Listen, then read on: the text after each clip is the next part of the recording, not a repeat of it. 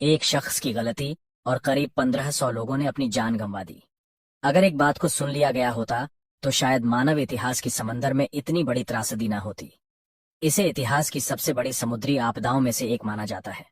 सिर्फ एक गलती ने कभी ना डूबने वाला समुद्री जहाज डुबो दिया। जहाज पर मौजूद सभी की जान बचाई जा सकती थी, लेकिन इसके बाद हुई एक और इंसानी गलती 1500 लोगों की मृत्यु का कारण बन गई।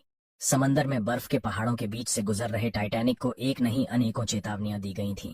फिर भी टाइटैनिक के कैप्टन ने रफ्तार कम नहीं की। जहाज उसी रफ्तार के साथ आगे बढ़ रहा था, जिसके पीछे वजह थी कंपनी के मालिक का एक आदेश। 10 अप्रैल 1912 को इंग्लैंड के साउथहैम्पटन से न्यूयॉर्क के लिए अपने सफर पर निकला। उस वक्त का दुनिया का सबसे बड़ा जहाज टाइटैनिक 4 दिन बाद 14 अप्रैल को 11:40 पर एक बर्फ के पहाड़ यानी आइसबर्ग से टकरा जाता है।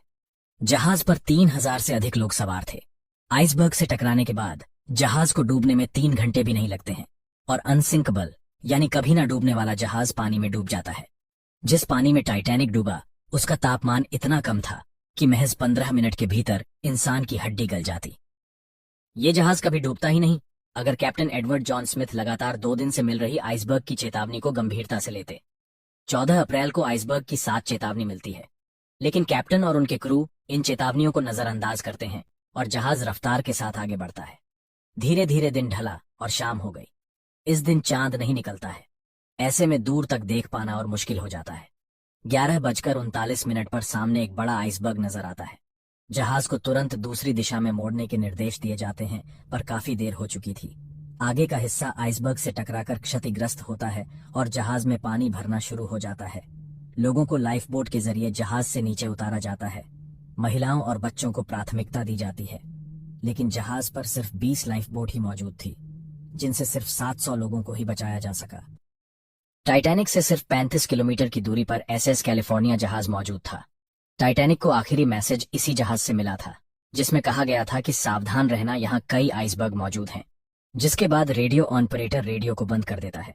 यह जहाज रात के लिए रुक गया था। खतरे की वजह से यह आगे नहीं बढ़ना चाहता था।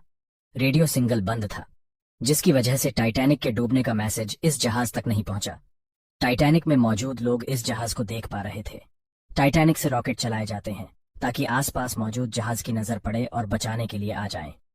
एसएस कैलिफोर्निया पर मौजूद लोगों ने इन रॉकेट को देखा और कैप्टन लॉर्ड को बताया, लेकिन कैप्टन ने यह कहकर उनकी बात को नजरअंदाज कर दिया कि अमीर लोग टाइटैनिक पर जा रहे हैं, वे पार्टी कर रहे होंगे।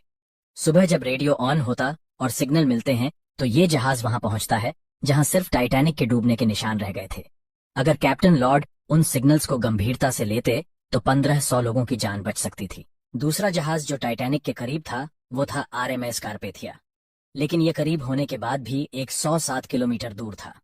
टाइटैनिक से सिग्नल मिलते ही ये जहाज टाइटैनिक पर मौजूद लोगों को बचाने के लिए निकल पड़ता है, लेकिन इसे पहुंचने में 3 घंटे से अधिक समय लगता है और तब तक टाइटैनिक डूब चुका था। लाइफ बोट में मौजूद 700 लोगों को ही ये जहाज बचाने में सफल होता है। टाइटैनिक के कंपनी के मालिक चाहते थे कि दुनिया का सबसे बड़ा जहाज बेहद कम समय में न्यूयॉर्क पहुंचने का रिकॉर्ड बनाए, इसलिए जहाज की रफ्तार कम नहीं की गई थी।